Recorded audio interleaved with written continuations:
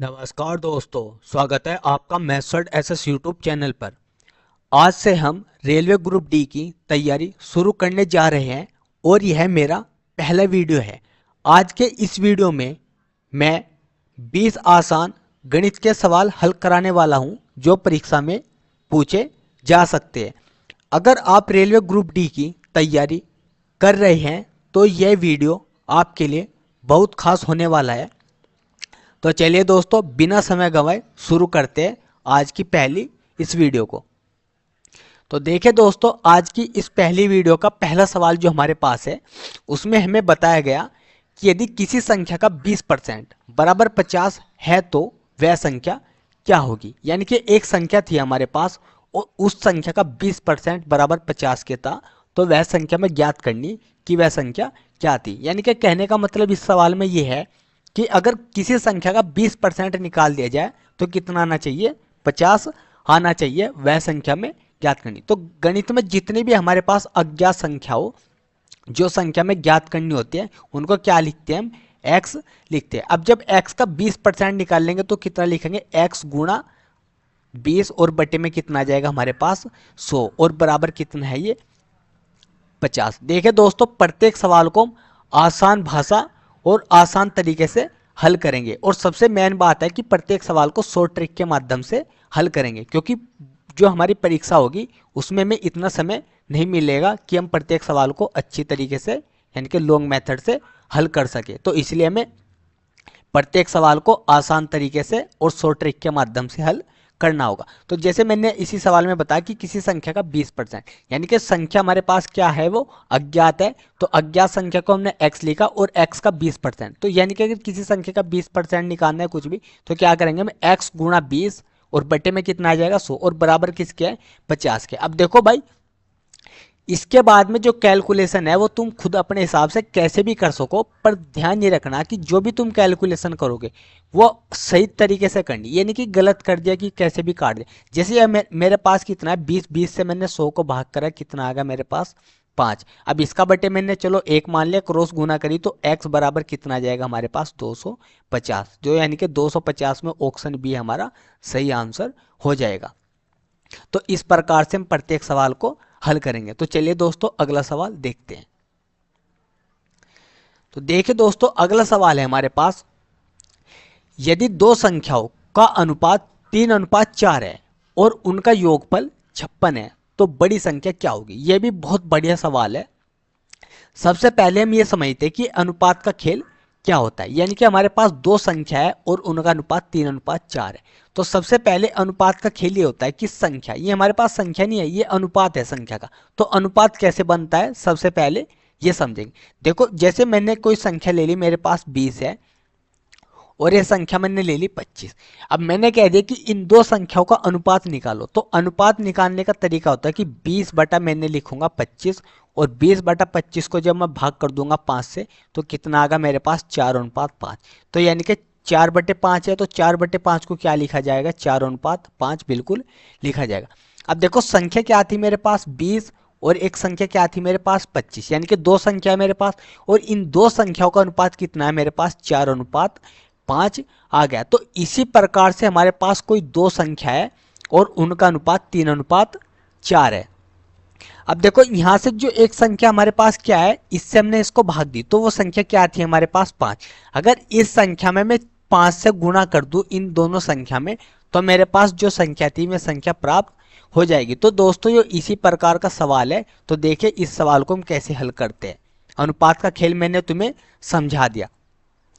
अब देखो, दो संख्याओं का अनुपात 3:4 है तो हम संख्या क्या मान लेंगे, पहली संख्या को हम x लिख देंगे 3x और दूसरी संख्या को क्या लिख देंगे 4x। पहली संख्या को 3x और दूसरी संख्या को 4x। अब देखो 3x और 4x हमने क्यों लिखा, क्योंकि जो हमारे पास संख्या है वो हमारे पास इसमें अज्ञात है, यानी कि वो संख्या में ज्ञात करनी जो इसमें 3 से गुणा करके और 4 से गुणा करने पर वो संख्या में प्राप्त हो जाए। अब देखो, पहली संख्या 3x होगी और दूसरी संख्या कितनी होगी 4x होगी। इसके बाद में इनका योग यानी कि 3x और प्लस 4x का जो हमारे पास योग है वो कितना है हमारे पास 56 है। अब देखो 3x और 4x को जब जोड़ेंगे कितना आ जाएगा हमारे पास 7x और बराबर कितना हो जाएगा 56 और x बराबर कितना आ जाएगा हमारे पास 56/4। 7 और x बराबर कितना आ जाएगा हमारे पास 8। ठीक है, अब देखो x बराबर कितना आ गया भाई हमारे पास 8। अब बात क्या की थी उसने कि बड़ी संख्या क्या होगी, यानी कि मैं बड़ी संख्या की बात करी। अब देखो बड़ी संख्या कौन सी होगी, बड़ी संख्या होगी संभवतः सीधी सी बात है कौन सी होगी 4x। अब x का मान कितना है हमारे पास 8 आया। अब जब 4 में हम x की गुना कर देंगे यानी कि 4x है हमारे पास, तो 4 गुना 8 करेंगे तो कितना आ जाएगा हमारे पास 32, यानी कि ऑप्शन इसमें भी बी हमारा सही आंसर हो जाएगा। अगर छोटी संख्या की बात करता तो छोटी संख्या हमारी क्या आ जाती हमारे पास, यानी कि 3 में 8 से गुना करते तो 8 से कितना आ जाएगा 24। तो देखिए दोस्तों, अनुपात वाले जितने भी सवाल हैं उन्हें इस प्रकार से हल करेंगे और जितना भी हो सके ज़्यादा से ज़्यादा प्रत्येक सवाल में जोड़ घटा गुना भाग अपनी मजबूत करो और शॉर्ट ट्रिक का प्रयोग करना शुरू करो। अगर इस सवाल को आप चाहो तो और बड़ी छोटी आसान तरीके से इसको निकाल सकते हैं। देखो कैसे, यानी कि दो संख्याओं का अनुपात कितना है 3:4 है और उनका योग कितना है। अब देखो संख्या सीधी सी बात है, अपने दिमाग में मानो कि यह 3x होगी और 4x होगी और बराबर कितना हो जाएगा हमारे पास 56, यानी कि 7x बराबर कितना होगा हमारे पास 56 और x बराबर कितना आ जाएगा हमारे पास 8। अब देखो बड़ी संख्या क्या बनेगी 4 बनेगी, तो 4 में जब 8 से गुना कर देंगे हम तो कितना आ जाएगा हमारे पास 32 हो जाएगा। तो देखिए दोस्तों, ये मेरा पहला वीडियो है और इस वीडियो में मैं आपको आसान यानी कि बेसिक लेवल से सवाल करा रहा हूँ। अगला वीडियो आएगा जो मेरा, उसमें तो तीसरा सवाल देखते। तीसरा सवाल है हमारे पास, यदि किसी वस्तु का क्रय मूल्य ₹800 है और उसे 1000 रुपये में बेचा जाता है तो लाभ प्रतिशत क्या होगा। यानी कि एक वस्तु थी हमारे पास, उसका क्रय मूल्य यानी कि 800 रुपये में मैंने खरीदा उसे, यानी कि सीपी मान लो, सीपी बराबर कितना है हमारे पास 800। उसके बाद में उसे हमने 1000 रुपये में बेच दिया, यानी कि सेलिंग प्राइस यानी कि एसपी हमारे पास कितना होगा 1000 रुपये। अब देखो संभवतः सूत्र हमें याद होने चाहिए, इस प्रकार के सवाल भी हमने पिछली कक्षाओं में अच्छे तरीके से पढ़े हैं, इसलिए मैंने बेसिक लेवल से ये वीडियो पहला वीडियो बनाया है जिससे तुम्हें थोड़ा अनुभव हो जाए कि भाई किस प्रकार के कैसे सवाल और किस प्रकार से सूत्र हमें बनाने हैं।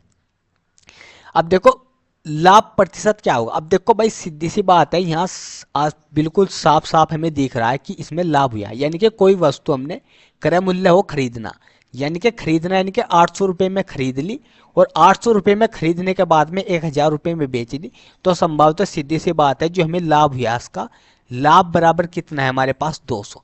लाभ बराबर कितना होगा हमें 200। अब हमें ज्ञात करना है कि लाभ प्रतिशत, जो लाभ प्रतिशत का फॉर्मूला होता है हमारे पास, लाभ प्रतिशत का फॉर्मूला होता है लाभ गुणा 100, लाभ गुणा 100 और बटे हमारे पास होता है क्रय मूल्य, बटे हमारे पास क्या होता है क्रय मूल्य। अगर यही हमें हानि ज्ञात करनी होती है इस सवाल में, अगर हानि, तो हानि का सूत्र भी मैं आपको बता रहा हूं।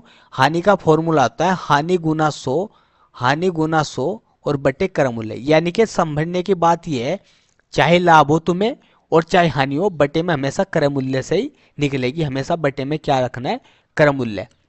ठीक है, अब देखो ये तो हमारे पास सूत्र की बात हुई। अब देखो लाभ प्रतिशत याद करना, तो लाभ कितना हुआ हमें 200 का, लाभ कितना हुआ 200 का, बटे कितना आ जाएगा हमारे पास 100 और क्रय मूल्य खरीदा था कितने में 800 में, कितने में खरीदी 800 में, यानी कि इस जीरो से ये जीरो कटी और इस जीरो से ये, जब 8 से 200 को भाग करेंगे तो कितना आ जाएगा हमारे पास 25%। 25% यानी कि इसमें भी ऑप्शन बी हमारा सही आंसर हो जाएगा, यानी कि 25% में का उसे क्या हुआ लाभ हुआ। तो देखिए दोस्तों, प्रत्येक सवाल को बहुत आसान तरीके से समझा जा रहा और प्रत्येक आसान शॉर्ट ट्रिक से सवाल को हल किया जा रहा। बस तुम्हें क्या करना है, तुम्हें सिर्फ वीडियो देखना नहीं है, तुम्हें वीडियो में प्रत्येक सवाल को मेरे साथ हल करने की कोशिश करो, तभी तुम्हें अच्छे से प्रैक्टिस हो जाएगी इन सवालों की। तो चलिए दोस्तों अगला सवाल देखते हैं। देखिए दोस्तों, अगला सवाल हमारे पास है, एक व्यक्ति 12 घंटे में एक काम करता है जबकि दूसरा व्यक्ति 8 घंटे में, दोनों मिलकर कितने घंटे में करेंगे। यानी कि एक व्यक्ति था और कोई काम था हमारे पास, तो वो व्यक्ति उस काम को 12 घंटे में कर रहा और दूसरा व्यक्ति उसी काम को 8 घंटे में कर रहा। तो पूछा यह गया कि दोनों मिलकर कितने घंटे में उस काम को कर देंगे। ठीक है, अब देखो अगर इस प्रकार का कोई सवाल आता है तुम्हारे पास और पूछा जाता है कि दोनों मिलकर कितने घंटे में काम को करेंगे। अगर दोनों मिलने की बात आ रही, दोनों मिलकर काम करेंगे, तो दोस्तों इसका मैं आपको एक बहुत आसान सूत्र बता रहा हूं, एक्स वाई और बटे में कर देना एक्स प्लस वाई। ठीक है, ये इसका बहुत आसान सूत्र है, एक्स वाई बटे में एक्स प्लस वाई। अब देखो x कितना है हमारे पास 12, यानी कि उसको x को यहाँ पर हम 12 मान लेंगे, x बराबर 12 और y बराबर कितना लिख देंगे हम भाई 12। इसका सूत्र याद रखना, अगर दोनों मिलकर, अगर कुछ भी कार्य की बात आ रही है और दोनों मिलने की बात आ रही है, यानी कि दोनों मिलकर उस कार्य को कितने दिन में करेंगे। भाई एक अकेला तो एक व्यक्ति तो 12 दिन में कर रहा, दूसरा व्यक्ति 8 दिन में कर रहा। अगर ऐसे पूछा जाए कि दोनों व्यक्ति मिलकर किसी काम को कितने दिन में पूरा करेंगे, तो उसका सूत्र बनेगा दोनों मिलकर काम करेंगे बराबर एक्स वाई बटे एक्स प्लस वाई। तो एक्स एक्स इनके बीच में कहीं का साइन होता है, हमेशा गुणा का साइन होता है, ये हमेशा ध्यान रखना। किन्हीं भी दो चर संख्याओं के बीच में किसका निशान होता है, गुणा का निशान होता है, और इसके बीच में भी हमेशा गुणा का ही निशान होता है। तो एक्स 12 गुना कितना हो जाएगा 8, और बटे में कितना हो जाएगा 12 प्लस 8, तो बराबर में कितना हो जाएगा 12 अट्ठे 96, और ये कितना हो जाएगा भाई हमारे पास 20। जब इससे इसको हम भाग करेंगे तो भाग करने के बाद में आ जाएगा भाई हमारे पास 4.8 घंटे। 4.8 घंटे में दोनों मिलकर इस काम को पूरा कर देंगे। ठीक है दोस्तों, तो चलिए अगला सवाल देखते हैं। तो देखिए दोस्तों, अगला सवाल हमारे पास है कि रुपये 1500 की वस्तु पर 10% की छूट देने के बाद विक्रय मूल्य क्या होगा। अब देखो, इन सवालों को तुम के किताब के अनुसार हल करने की कोशिश ना करो, इन सवालों को अपने दैनिक जीवन के अनुसार हल करने की कोशिश करो। अब देखो समझने की बात क्या है, यानी कि 1500 रुपए की वस्तु, कोई वस्तु थी वो 1500 रुपए की थी और 10% की छूट दे दी, यानी कि 10% उस पर छोड़ दिया। मतलब देखो छूट एक तो ये है कि मतलब जैसे तुम्हें कह दे कि भाई कोई वस्तु तुम्हें बता दी कि भाई 1500 रुपए की, ठीक है, तो तुमने कहा कि ऐसा तो है नहीं कि तुमने कोई वस्तु 1500 की बता दी और 1500 रुपए दे दिए, तो ऐसा तो कभी भारत में होना असंभव है। तो जैसे 1500 की बताई तो उसने कह दिया चलो भाई कोई छूट कर लो, तो ना कह दिया चलो 1300 की ले लो।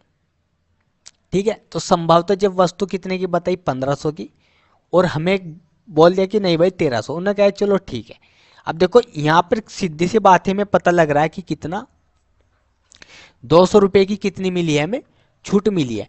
अब देखो यहाँ पर जो सवाल है, यहाँ पर छूट का जो देने का तरीका है वो प्रतिशत में है, प्रतिशत में। ठीक है, इस प्रतिशत का खेल हमें समझना बहुत जरूरी है। यहाँ पर इसका कहने का मतलब ये है कि 1500 रुपए की वस्तु थी और 10% की छूट देने के बाद विक्रय मूल्य क्या होगा। इसका मतलब ये है कि 10%, प्रतिशत का मतलब होता है 100, प्रतिशत का मतलब कितना होता है 100।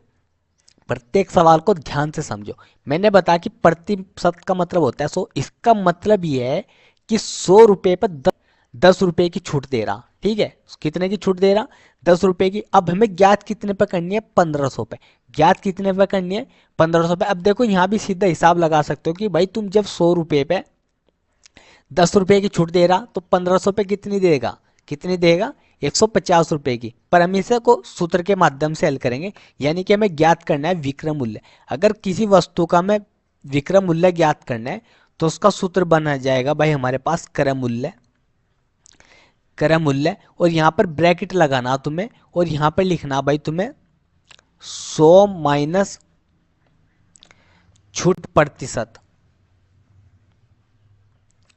और बटे में आ जाएगा भाई तुम्हारे पास 100। ये तुम्हें सूत्र लगाना है। ठीक है, अब विक्रय मूल्य बराबर जो तुम्हारे पास निकल कर आ जाएगा भाई, क्रय मूल्य कितना है 1500 रुपये, कितना है 1500 रुपये, कितने की, यानी कि 100 माइनस छूट कितनी है हमारे पास 10 की, और बटे में कितना आ जाएगा हमारे पास 100। 2 जीरो से 2 जीरो हमारी कट जाएगी, और यहाँ पर कितना आ जाएगा हमारे पास 15 गुना कितना बच जाएगा 90, और बराबर में कितना आ जाएगा भाई हमारे पास 1350। तो ऑप्शन ए हमारा यानी कि सही आंसर हो जाएगा। ये यानी कि वस्तु हमारी 1350 रुपये का हमें प्राप्त हो जाएगी। तो इस प्रकार के सवालों को इस प्रकार से मैं समझना होगा। अब देखो दूसरा तरीका क्या है, अगर गुना भाग सूत्र हमारे याद अच्छी तरीके से है तो हमें पता होना चाहिए कि विक्रम मूल्य बराबर क्या हो। विक्रम मूल्य बराबर हो हमारे पास क्रम मूल्य ब्रैकेट 100 माइनस छूट। अगर यहाँ पर 10% अधिक लेता है, अगर सवाल ये बन जाता है कि 1500 रुपये की वस्तु पर 10% की छूट ना देगा, अधिक 10% अधिक लेता है, तो यहाँ पर हमारे पास क्या होता है 100 प्लस, फिर यहाँ पर अधिक में निशान आ जाता है प्लस का, यहाँ पर लिखते हैं हम 100 प्लस अधिक प्रतिशत और बटे में कितना जाता है हमारे पास 100, तो यहाँ पर छूट है। तो देखो अगर गुना भाग अच्छी तरीके से याद है और सूत्र याद है, यानी कि क्रम मूल्य कितना भाई हमारे पास 1500, क्रम मूल्य कितना है 1500 और छूट कितनी दे रहा हमें, छूट दे रहा है हमें 10% की, तो 100 में से 10 घटाएंगे कितना आ जाएगा हमारे पास 90 और बटे में कितना आ जाएगा भाई साहब हमारे पास 100, 2 जीरो से 2 जीरो कट जाएगी और आंसर एकदम कितना आ जाएगा 1350। इन सवालों को अगर गुना भाग अच्छी तरीके से मजबूत है तो काफी तरीके हो सकते हैं इन सवालों को हम हल करने के। तो चलिए दोस्तों अगला सवाल देखते हैं। तो देखिए दोस्तों अगला सवाल में हमें बताएगा यदि ट्रेन की गति 60 किमी प्रति घंटा है तो 90 किमी की दूरी तय करने में कितना समय लगेगा। यानी कि एक ट्रेन है, उसकी जो गति है वह 60 किमी प्रति घंटा है और 90 किमी की दूरी तय करने में कितना समय लगेगा। अब देखो हमें रियाज सूत्र याद होना चाहिए। एक हमारे यहाँ सूत्र होता है कि चाल बराबर दूरी बटे समय। इस सूत्र का हमने बहुत अधिक प्रयोग करा समय। अब हमें यहां से समय ज्ञात करना, तो समय बराबर जो हमारे पास आ जाएगा निकल के, समय बराबर हो जाएगा हमारे पास दूरी बटे चाल। कितना हो जाएगा दूरी बटे चाल। और देखो इस सूत्र से हम 3 सूत्र बना सके, चाल बराबर दूरी बटे समय, समय बराबर दूरी बटे चाल और दूरी बराबर कितना आ जाएगा हमारे पास, दूरी बराबर आ जाएगा हमारे पास चाल गुणा समय, चाल गुणा समय। तो देखो सूत्रों को याद करना और सूत्रों को समझना बहुत अंतर होता है। सूत्रों को याद करना अलग बात है और अगर सूत्रों को याद करने के साथ साथ समझने की भी कोशिश करोगे तो वो बहुत अच्छी बात है। यानी कि चाल बराबर क्या हमारे पास दूरी बटे समय, हमें ये याद नहीं रखना, हमें ये भी याद रखना कि समय बराबर क्या होता है दूरी बटा चाल और दूरी बराबर क्या होता है चाल गुना समय। अब देखो समय ज्ञात करना है हमें, तो समय बराबर क्या होता है हमारा दूरी बटे चाल। दूरी कितना है हमारे पास 90 और चाल कितना है हमारे पास 60। ठीक है भाई, 0 से 0 कटेगा और 3 से भाग कर दिया।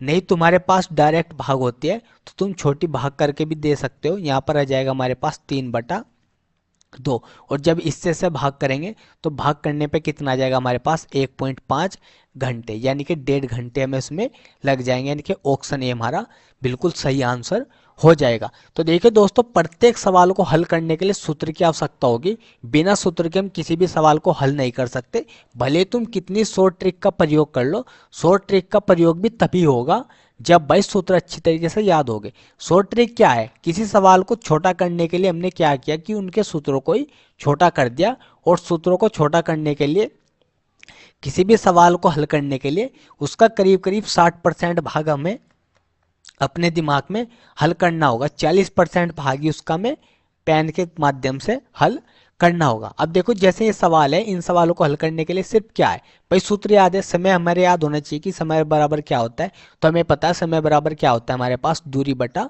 चाल। अब दूरी लिखा हमने, समय लिखा और बराबर गुना भाग करिए अपना, उस सवाल का हमारा आंसर आ गया। तो चलिए दोस्तों अगला सवाल देखते हैं। तो देखिए दोस्तों अगला सवाल है हमारे पास 75% बराबर 300, तो पूर्ण संख्या क्या होगी। यानी कि एक संख्या हमारे पास, उसका 75% बराबर 300 क्या है, तो पूर्ण संख्या क्या होगी। इस प्रकार का सवाल जो सबसे पहला सवाल किया उसी के प्रकार के सवाल है, बस सवाल के उसने कहने के शब्द बदल दिए। अब देखो समझने की बात है कि संख्या का 75%, अब संख्या में पता नहीं, संख्या हमारे पास अज्ञात है, तो यानी कि 75 x का कितना करेंगे 75, तो कितना हो जाएगा x गुणा 75 और बटा 100 और बराबर में कितना जाएगा भाई साहब 300। ठीक है, अब वही गुना भाग भाई तुम्हारी अच्छी तरीके से मजबूत हो तो तुम किसी भी प्रकार से सवाल को हल कर सकते। जैसे 25 से काट दिया 25 या 75 और यहाँ से भाग कर दिया 25 चौका 100, तो यहाँ पर 3x बराबर कितना आ जाएगा हमारे पास 1200। यानी कि 4 की गुना इधर कर देंगे और 3 से 1200 को काट देंगे तो x बराबर कितना आ जाएगा भाई हमारे पास 400। यानी कि इसमें ऑप्शन बी हमारा सही हो जाएगा। वो संख्या हमारे पास क्या है 400 है और 400 का हमने 75% निकाल लेंगे तो हमारे पास कितना आ जाएगा 300 आ जाएगा। ठीक है दोस्तों, तो चलिए अगला सवाल देखते हैं। तो देखिए दोस्तों अगला सवाल है हमारे पास एचसीएफ बराबर 1200, एलसीएम बराबर 72। तो एक संख्या 24 है, दूसरी संख्या क्या होगी? यानी कि एचसीएफ एचसीएफ बराबर कितना है हमारे पास, एचसीएफ बराबर है 1200, एलसीएम बराबर है 72। संख्या एक है, इसको हम पी एक्स से लिख देंगे भाई, यह है 24। इस प्रकार के सवाल भाई हमने कक्षा 10 और कक्षा क्यू एक्स, पी एक्स गुना क्यू एक्स बराबर एल सी एम, यानी कि एस सी एफ लिख दो या एल सी एम लिख दो गुना एस सी एफ, ये सूत्र हमारे याद होना चाहिए।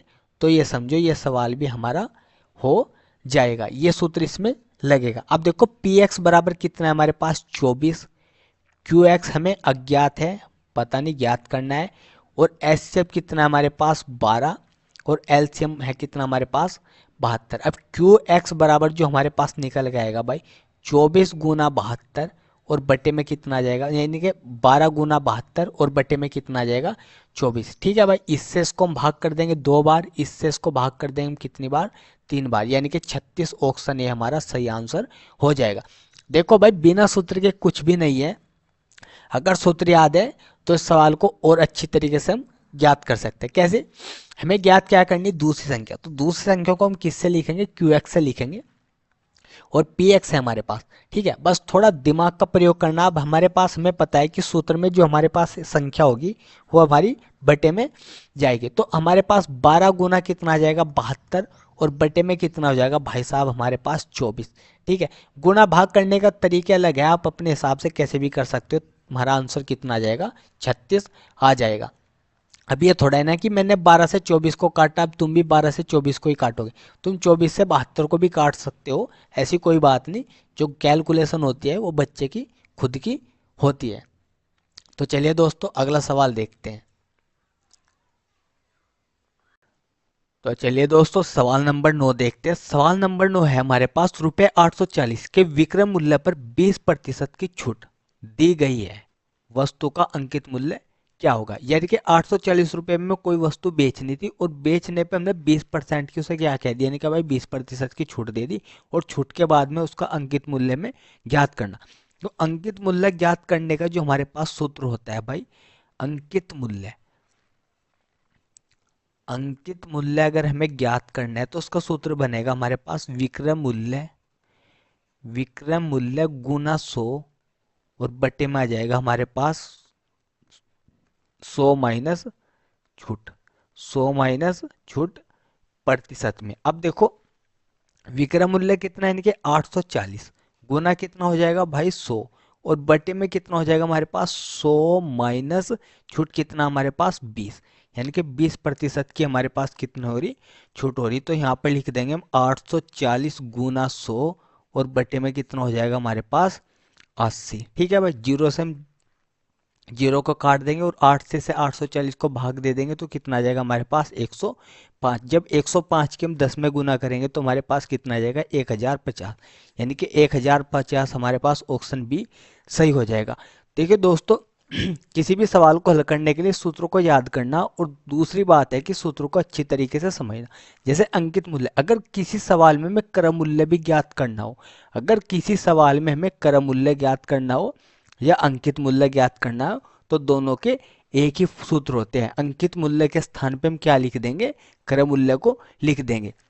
और दूसरी बात समझने की बात है, अगर छूट ना लेकर अधिक का नाम आ जाता है, यानी कि 20% अधिक लेता है, तो यहाँ पर जो हमारा निशान है ये प्लस का हो जाएगा और यहाँ पर लिखेंगे हम अधिक प्रतिशत। ठीक है, वो तुम्हें अच्छी तरीके से समझना। अगर यहाँ पर अधिक है तो प्लस का साइन कर दो, अगर यहाँ पर छूटा है तो माइनस का साइन कर दो। तो अगर इस प्रकार से हम सवाल को समझ के हल करेंगे तो सवाल हमारे अच्छी तरीके से हल होंगे और सभी सवाल के उत्तर भी सही आएंगे। तो देखिए दोस्तों अगला सवाल देखते हैं।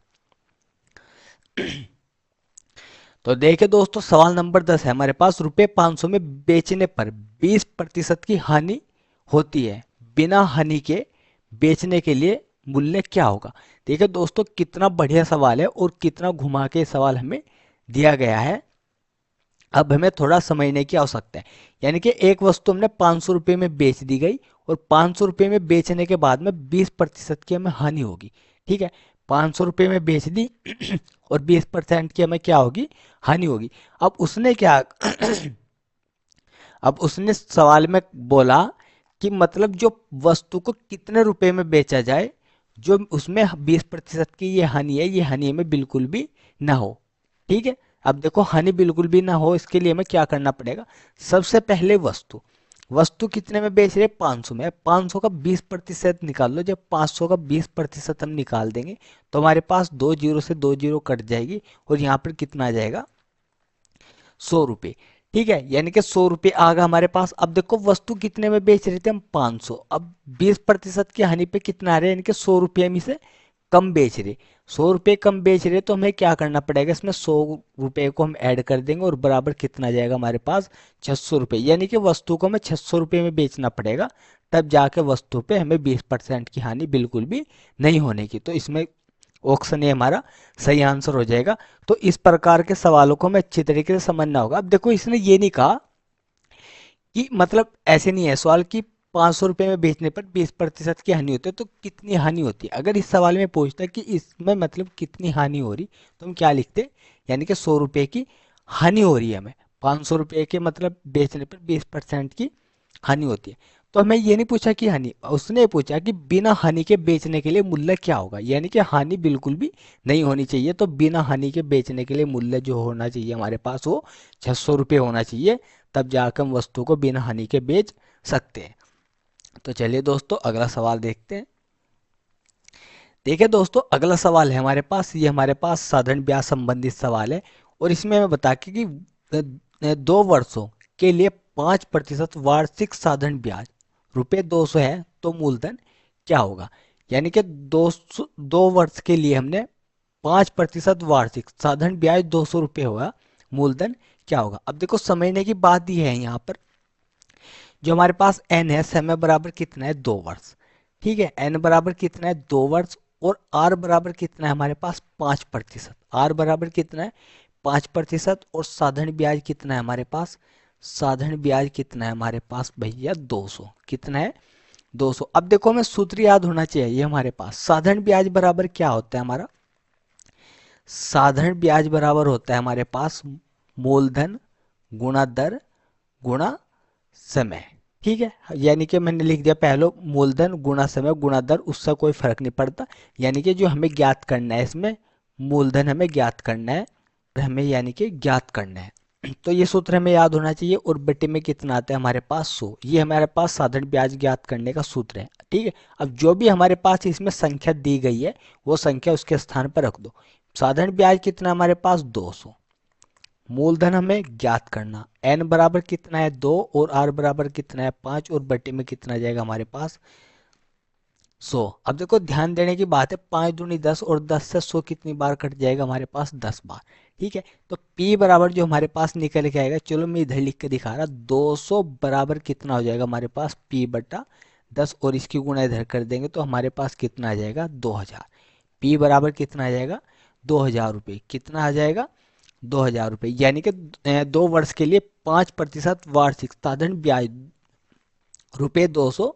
तो मूलधन क्या होगा, यानी कि जो उसका मूलधन है हमारा 200। सवाल नंबर 12 है हमारे पास, 20 मीटर लंबाई और 10 मीटर चौड़ाई, 20 मीटर लंबाई और 10 मीटर चौड़ाई वाले आयत का परिमाप क्या होगा। ठीक है, आयत का परिमाप क्या होगा। अब देखो आयत के परिमाप का सूत्र याद होना चाहिए हमारे पास, परिमाप। परिमाप का सूत्र क्या होता है हमारे पास, 2 गुना लंबाई प्लस चौड़ाई। अब देखो कितना आसान सवाल है, लंबाई कितने हमारे पास, 20। और चौड़ाई कितनी है हमारे पास, 10। तो अब 20 और 10 कितना हो जाएगा हमारे पास, 30। और 2 गुना 30 बराबर कितना आ जाएगा, 60 मीटर।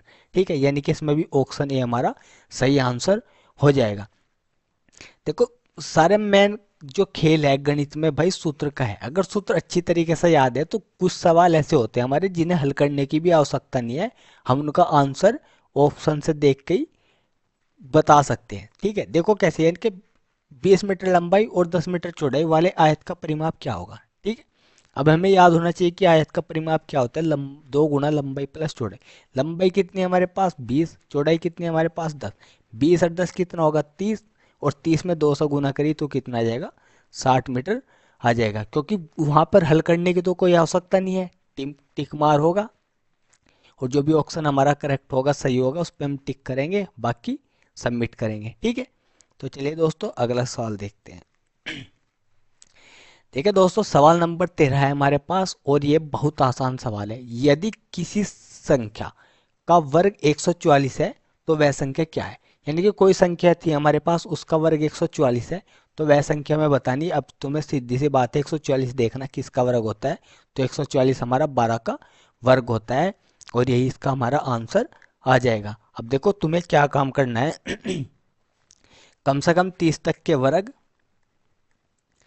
और भैया 10 तक के घन याद करो। ठीक है, और तुम्हारी कैलकुलेशन बहुत आसान हो जाएगी अगर वर्ग और घन तुम्हारे अच्छी तरीके से याद हो गई। तो चलिए दोस्तों सवाल नंबर 15 देखते हैं। और सवाल नंबर 15 है हमारे पास, यदि किसी संख्या का 40% बराबर 80 है तो संख्या क्या होगी। जैसे मैंने पहला सवाल आपको करा था इसी प्रकार से ये सवाल है। यानी कि किसी संख्या का 40%, यानी कि x का 40% कितना हो जाएगा, x गुना 40 और बटा 100 और बराबर कितना हो जाएगा हमारे पास 80। ठीक है, अब देखो 40 से हम 80 को भी भाग कर सकते हैं, बिल्कुल ऐसी कोई दिक्कत वाली बात नहीं। अगर बराबर में संख्या है कटने संबंधित तो उसको हम बिल्कुल काट सकते हैं। तो हमारे पास कितना आ जाएगा x बराबर, अब 100 की गुना 2 में करेंगे तो हमारे पास कितना आ जाएगा 200। तो यानी कि x का मान जो हमारे पास है वो ऑप्शन सी हमारा सही आंसर हो जाएगा। तो चलिए दोस्तों सवाल नंबर 16 देखते हैं। तो देखिए दोस्तों सवाल नंबर 16 है हमारे पास, यदि दो संख्या का औसत 15 है और एक संख्या 12 है तो दूसरी संख्या क्या होगी। अब देखो ये सवाल भी बहुत बढ़िया और मजेदार सवाल है। यानी कि दो संख्याओं का औसत हमारे पास 15 है। अब समझने की बात यह है कि औसत कैसे ज्ञात करते हैं। ठीक है, यानी कि देखो 3 होगा, 4 हो, 5 होगा और 4 होगा। इस संख्या का हमें क्या ज्ञात करना है, औसत ज्ञात करना है इन संख्या का। तो औसत ज्ञात करने के लिए हम क्या करे थे, तो 3 प्लस 5 प्लस 4 और बटे में जितनी संख्या हमारे पास, संख्या कितनी है हमारे पास 3 है, तो 3 से ही हम इसको भाग करेंगे, इन तीनों को जोड़ देंगे और जोड़ने के बाद हम क्या करेंगे, इसको 3 से भाग करेंगे तो हमारे पास कितना आ जाएगा 4। यानी कि इसका औसत कितना है हमारे पास 4। यानी कि औसत ज्ञात करने का मतलब ये होता है जितनी हमारे पास संख्या है उनका योग, और जितने हमारे पास संख्या है उनको गिनने के बटे में हम लिखेंगे और बराबर में जोड़ के और उस संख्या से हम भाग कर देंगे तो ये हमारे पास औसत आ जाएगा। तो इसी प्रकार से सवाल है, इसमें कहा यदि दो संख्याओं का औसत 15 है और एक संख्या 12 है, दूसरी संख्या ज्ञात करनी, तो यहाँ पर ऐसे लिख सकता हूं मैं औसत, यहाँ पर लिख सकता हूं मैं औसत बराबर। अब देखो यहाँ पर जो सवाल है हमारे पास इसको ध्यान से समझेंगे। यानी कि औसत औसत हमें ज्ञात करना है और हमारे पास संख्या कितनी है 2। तो एक संख्या को हम अपनी तरफ से x मान लेंगे और दूसरी संख्या हमारे पास कितनी है 12 और बटे में कितना आ जाएगा 2, क्योंकि हमारे पास दो संख्या है और इनका औसत कितना हमारे पास 15। औसत कितना हमारे पास 15, तो x प्लस 12 और बटे में कितना हो जाएगा हमारे पास 2। इसका बटे हम अपनी तरफ से क्या लिखेंगे 1 लिखेंगे। अब जब 2 की गुना 15 में करेंगे तो 15 दूनी 30 और बराबर कितना हो जाएगा हमारे पास x प्लस 12। ठीक है, इधर प्लस का इधर आके माइनस का, यानी कि 30 माइनस 12 और बराबर में कितना आ जाएगा हमारे पास 18। 30 माइनस 12 बराबर 18 और ऑप्शन इसमें हमारा सी सही आंसर बिल्कुल हो जाएगा। अब देखो थोड़ी यही बात है कि तुम सवालों को ज़्यादा से ज़्यादा जितना भी हो सके सवालों की प्रैक्टिस करो निकालने की, और प्रत्येक सवाल को मेरे साथ हल करने की कोशिश करो, तभी तुम्हारी समझ में अच्छी तरीके से सवाल आएंगे। किस प्रकार से औसत निकलता है, समांतर माध्य निकलता है, तो इन चीज़ों को मैं बहुत बारीकी से ध्यान रखना होगा। और देखो जितना बड़ा मैंने तुम्हें क्वेश्चन यहाँ पर निकाल के दिखाई सोल्व कर गए, इससे कम समय में और इससे आधा क्वेश्चन तुम्हें वहाँ पर परीक्षा में अपने सोल्व करना होगा, तभी तुम्हारा एग्जाम अच्छी तरीके से हो पाएगा। ठीक है, तो चलिए दोस्तों सवाल नंबर 17 देखते हैं, और 17 पे खतरा ना हो जाए, पर ऐसा बिल्कुल भी नहीं होने का। सवाल नंबर 17, रुपये 750 में बेचने पर 25% का लाभ होता है, वस्तु का क्रय मूल्य क्या होगा। इसी प्रकार से एक सवाल मैंने आपको अंकित मूल्य का बताया था, तो मैंने बताया था कि अंकित मूल्य और क्रय मूल्य अगर हमें ज्ञात करना है तो दोनों में एक ही सूत्र लगना। अब देखो समझने की बात यह है कि क्रय मूल्य क्या होगा, इसमें पूछा गया कि क्रय मूल्य क्या होगा और वहां पर छूट थी और यहाँ पर क्या है लाभ, यानी कि 750 रुपये में बेचने पर 25% का लाभ होता है, तो वस्तु का क्रय मूल्य क्या होगा। अब देखो समझने की बात यह है कि क्रय मूल्य ज्ञात करना है हमें। क्रय मूल्य, अगर क्रय मूल्य ज्ञात करना है तो क्रय मूल्य का सूत्र बनेगा विक्रय मूल्य। विक्रय मूल्य गुना 100 और बटे में यहाँ पे लिखेंगे हम 100 प्लस लाभ प्रतिशत। 100 प्लस लाभ प्रतिशत, ये बात हमें अच्छी तरीके से याद रखनी है। अगर यहाँ पर हानि है या छूट है तो निशान लगाना माइनस का। अगर यहाँ पर हमारे पास लाभ है या अधिक है तो यहाँ पर फिर हम क्या लगाएंगे, निशान प्लस का। अब देखो विक्रय मूल्य कितना हमारे पास 750, विक्रय मूल्य कितना हमारे पास 750 गुना कितना लिखेंगे भाई 100, और यहाँ पर कितना आ जाएगा 100 प्लस कितना आ जाएगा 25। ठीक है, अब देखो इसके बाद में कितना आ जाएगा 750 गुना 100, 750 गुना 100 और बटे में कितना आ जाएगा 125। ठीक है, इसके बाद में गुणा भाग तुम अपने हिसाब से कैसे भी कर सकते हो। यहाँ पर 25 चौक का 100 और 25 पंजे 125 और 5 से ये कट जाएगा, हमारे पास कितनी बार कट जाएगा 150 बार। जब 150 की गुणा हम 4 में करेंगे तो कितना आ जाएगा भैया हमारे पास 600। कितना आ जाएगा हमारे पास 600। तो यानी कि ऑप्शन बी हमारा सही आंसर हो जाएगा। तो देखिए दोस्तों, इस बात को तुम्हें अच्छी तरीके से याद रखना है कि क्रय मूल्य निकालना हो या अंकित मूल्य निकालना हो तो सूत्र एक ही लगेगा हमारे पास। पर ध्यान ये रखना, अगर लाभ का नाम है या अधिक है, या तो लाभ हो रहा या प्रतिशत अधिक ले रहा, तो यहाँ पर निशान प्लस का लगाना। अगर हानि का नाम है या छूट का नाम है तो यहाँ पर निशान माइनस का लगाना। बस इतनी बात तुम्हें अच्छी तरीके से याद रखनी। तो सवाल नंबर 17 हमारा अच्छी तरीके से हो गया। तो सवाल नंबर 18 देखते हैं। देखिए दोस्तों, सवाल नंबर 18 हमारे पास 60% बराबर 240 है तो पूर्ण संख्या क्या होगी। यानी कि 60 का में 60% है, यानी कि तो 240 के बराबर है, तो वह संख्या में ज्ञात करनी है कि किस संख्या का 60%, किस संख्या का 60% बराबर कितना होगा 240। तो गणित में जो संख्या हमें पता नहीं होती वो अज्ञात है। अब x का 60% कितना हो जाएगा बट्टे 100 और बराबर कितना हो जाएगा भाई 240। ठीक है, अब देखो गुना भाग मजबूत रखो, 60 से 240 4 बार कट जाएगा और x बराबर कितना आ जाएगा हमारे पास 400। x बराबर कितना आ जाएगा 400, यानी कि ऑप्शन सी हमारे पास सही आंसर हो जाएगा। तो चलिए दोस्तों अगला सवाल देखते हैं, सवाल नंबर 19। देखिए दोस्तों, सवाल नंबर 19 है हमारे पास, रुपये 1500 को 3 वर्षों के लिए 8% साधारण ब्याज पर निवेश किया गया तो कुल ब्याज कितना होगा।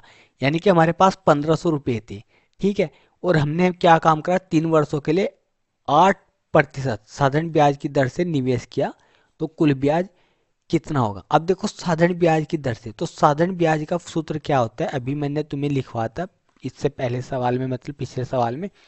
तो सूत्र क्या होगा, मूलधन, मूलधन कितना 1500 गुणा समय, समय कितना है 3 गुणा दर कितना है 8 और बट्टे में क्या लिखना भाई 100। ठीक है, 2 जीरो से 2 जीरो कट जाएगी, इसमें हम इसकी गुना कर देंगे 15 तिया कितना हो जाएगा हमारे पास 45 और 45 गुना 8 जब गुना करेंगे 8 पंजे 40 और 8 चौक 32, 32 और 4 कितना होगा 36, यानी कि 360 रुपये का ब्याज हमारे पास प्राप्त होगा। यानी कि उसमें पूछा क्या गया कि कुल ब्याज क्या होगा, तो ब्याज कितना होगा हमारे पास 360 रुपये। अगर ये पूछ लेता कि कुल राशि कितनी होगी, फिर हम क्या करते 1500 रुपये में और इसमें क्या जोड़ देते 360, तो हमारे पास जो कुल राशि बन जाती वो कितनी बन जाती 1860 रुपये। ठीक है, पर ब्याज की बात हुई तो हम ब्याज निकाल लेंगे। अगर कुल राशि पूछता कि कुल राशि कितनी होगी, तब ऐसे तरीके से हम करते और जो हमारा ऑप्शन आता 1860 वो हमारा सही आंसर हो जाता। तो चलिए दोस्तों, आज की इस वीडियो का अंतिम सवाल देखते हैं। और अंतिम सवाल क्या है हमारे पास, अंतिम सवाल है हमारे पास, रुपये 2000 की वस्तु पर 15% की छूट दी गई तो विक्रय मूल्य क्या होगा।